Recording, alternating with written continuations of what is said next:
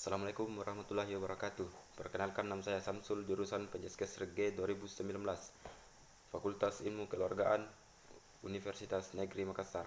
Di sini saya akan menjelaskan tentang materi-materi yang pernah diajarkan oleh Ibu Siti Raihan, SPD MPD, untuk memenuhi tugas UAS. Yang pertama, mengenai mengenai materi tentang multiple intelligence. Pengertian multiple intelligence yaitu kemampuan anak memecahkan masalah untuk mengetahui keunikan seseorang yang diaktualisasikan secara luas untuk menciptakan suatu karya yang bernilai atau bermanfaat. Adapun macam-macam kecerdasan. Yang pertama, kecerdasan yang mudah diidentifikasi, yaitu kecerdasan logis dan matematis, yang artinya kecerdasan dalam hal logika, yang artinya memiliki pola-pola logis, yang mampu mengelola alur pemikiran yang panjang.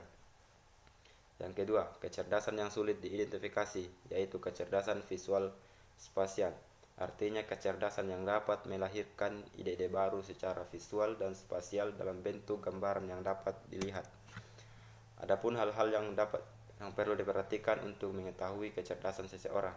Yang pertama, kenali sedini mungkin kelebihan dan kecerdasan anak tersebut dan pahami cara belajarnya. Materi yang kedua adalah pengertian tentang emotional intelligence atau EQ. Pengertian pengertian emotional intelligence yaitu kemampuan seorang untuk menerima atau menilai serta mengontrol emosinya sendiri dan mampu berinteraksi dengan orang lain. Pengaruh EQ terhadap proses pembelajaran. EQ sangat berpengaruh dalam pembelajaran karena EQ yang baik dapat menumbuhkan sikap aktif dalam proses pembelajaran yang cepat, memahami suatu pelajaran dengan baik. Adapun faktor-faktor yang mempengaruhi tentang kecerdasan emosi. Yang pertama yaitu faktor internal, yaitu faktor yang timbul dari dalam diri individu yang dipengaruhi oleh keadaan otak emosional seseorang.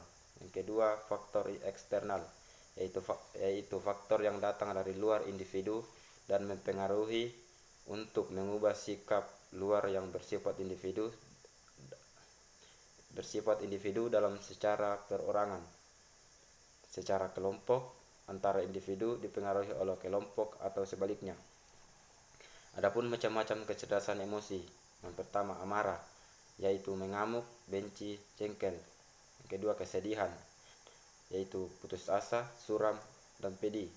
Yang ketiga, rasa takut, yaitu cemas, gugup, dan tidak senang. Adapun cara-cara untuk meningkatkan kecerdasan emosi, yaitu mengenali diri sendiri, melepaskan emosi negatif, memotivasi diri sendiri, mengelola emosi diri sendiri. Adapun pengaruh kecerdasan emosi terhadap prestasi peserta didik, yaitu kecerdasan emosional, yaitu sejumlah kemampuan dan keterampilan yang berkaitan dengan pembinaan sosial dengan lingkungan yang merujuk pada perasaan diri sendiri dan orang lain, motivasi diri sendiri, dan kemampuan mengelola emosi dengan baik dan dalam hubungan dengan orang lain. Materi yang ketiga yaitu perkembangan kognitif. Perkembangan kognitif yaitu berpikir pada manusia, sedangkan perkembangan kognitif yang didasarkan pada asumsi bahwa kemampuan kognitif merupakan suatu yang fundamental dalam menyambung tingkah laku anak, dan kemampuan kognitif individu anak dapat secara aktif membangun sendiri pengetahuan tentang dunia. Adapun tahap-tahap perkembangan kognitif menurut Piaget yaitu: yang pertama, tahap sensomotorik, usia 0 sampai 2 tahun. Pada tahap ini kemampuan mental yang ditandai dengan perkembangan kemampuan bayi untuk mengorganisasikan dan mengkoordinasikan sensasi melalui gerakan-gerakan atau tindakan fisik. Yang kedua, tahap preoperasional, usia 2 sampai 7 tahun.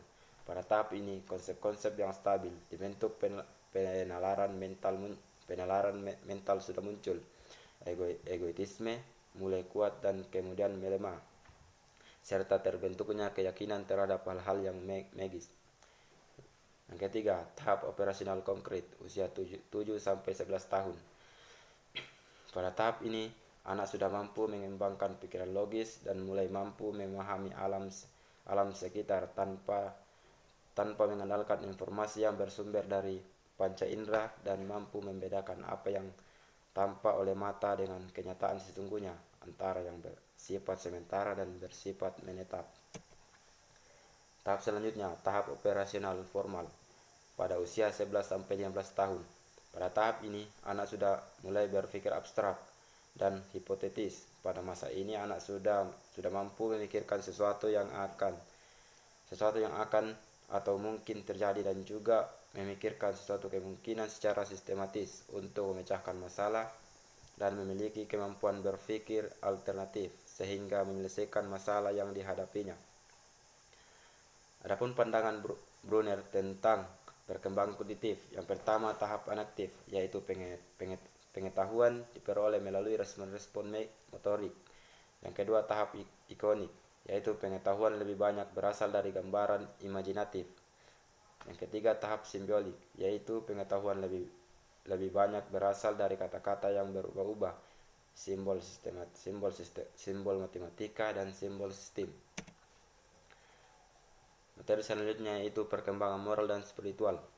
Perkembangan moral adalah perkembangan yang berkaitan dengan kemampuan seseorang untuk mengetahui baik dan buruknya suatu perbuatan, kesadaran untuk melakukan perbuatan baik, kebiasaan melakukan baik, dan rasa cinta terhadap perbuatan baik.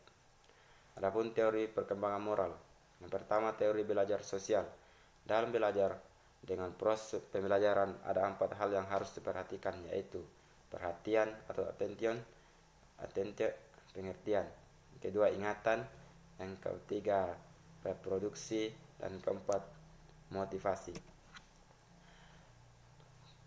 Sedangkan spiritual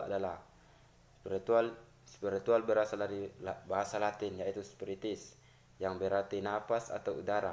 Spirit memberikan hidup, menjiwai seseorang. Teori perkembangan spiritual, yaitu perkembangan spiritual lebih spesifik membahas tentang kebutuhan manusia terhadap agama. Adapun tahap-tahap perkembangan moral dan spiritual pada manusia. Yang pertama tahap orientasi, hukuman, dan ketaatan.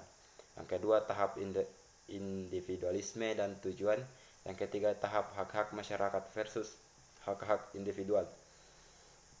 Yang keempat tahap prinsip-prinsip etis universal. Materi selanjutnya itu perkembangan psikososial. Pengertian perkembangan psikososial yaitu perkembangan yang berkaitan dengan emosi, memotivasi, dan perkembangan pribadi manusia, serta perubahan dan bagaimana individu berinteraksi dengan orang lain. Jadi perkembangan psikososial merupakan kepribadian yang saling berkaitan dengan hubungan sosial dan dalam berinteraksi sosial. Adapun tahap-tahap perkembangan psikososial adalah diantaranya itu bayi, anak-anak, remaja, dan lanjut usia. Adapun faktor-faktor perkembangan psikososial diantaranya yaitu keluarga, pendidikan, status sosial, mental, emosi, dan kematangan fisik. Adapun upaya-upaya untuk mencapai perkembangan psikososial yaitu yang pertama mengerjakan semua tugasnya dengan saling membantu dan saling menghargai sesamanya. Yang kedua, mengembangkan sikap saling menghargai, saling membantu, dan saling toleransi sesamanya. Materi selanjutnya itu pengertian tentang perkembangan bahasa. Perkembangan bahasa merupakan bahasa alat pikiran komunikasi verbal untuk menyampaikan ide, konsep, ataupun dalam pikiran ke orang lain. Adapun faktor-faktor perkembangan bahasa diantaranya yaitu genetik atau turunan dan lingkungannya. Ada pula tahap-tahap perkembangan bahasa, yaitu tahap sensomotorik 0-2 tahun, yaitu interaksi hubungan berdasarkan dengan reaksi otot-otot dan panca indera. Kedua tahap prapersonal, yaitu usia 2-7 tahun, yaitu pada tahap ini mulai berpikir tentang hal-hal yang nampak. Yang ketiga tahap operasional konkret 7-11 tahun. Tahap ini mulai muncul kemampuan untuk memecahkan suatu masalah. Yang keempat, tahap operasional formal, usia 11 tahun sampai seterusnya. Pada tahap ini sudah mampu berpikir abstrak untuk masa yang akan datang. Materi selanjutnya itu misbehave. Pengertian misbehave. Misbehave bisa saja diartikan sebagai tingkah laku yang terjadi pada peserta didik atau perilaku peserta didik tersebut. Tujuan misbehave.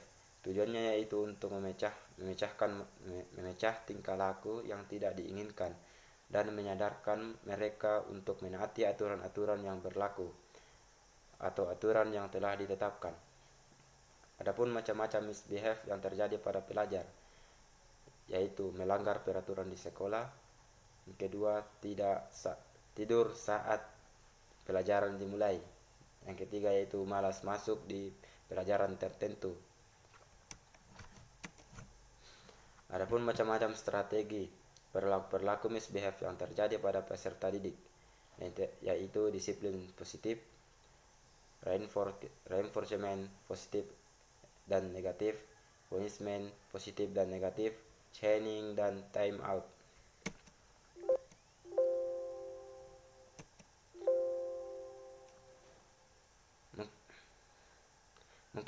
Mungkin inilah yang dapat saya jelaskan, kurang lebihnya mohon dimaafkan. Wabillahi taufiq wal hidayah. Assalamualaikum warahmatullahi wabarakatuh.